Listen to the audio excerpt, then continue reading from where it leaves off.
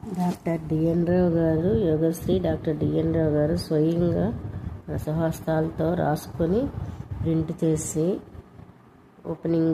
ఘనంగా ఓపెనింగ్ కూడా చేయించి అందరికీ కూడా ప్రతులు పంచడం జరిగింది.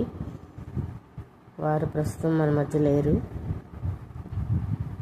డాక్టర్ దాన యోగశ్రీ డాక్టర్ డిఎన్ రావు గారు అభినవ ఏకలవ్య ఏపీ ఫౌండర్ ప్రెసిడెంట్, ఉమ్మడి ఏపీ ఫౌండర్ ప్రెసిడెంట్. ఈ యొక్క బుక్ పేరు అభ్యాస యోగ ప్రకాశిక.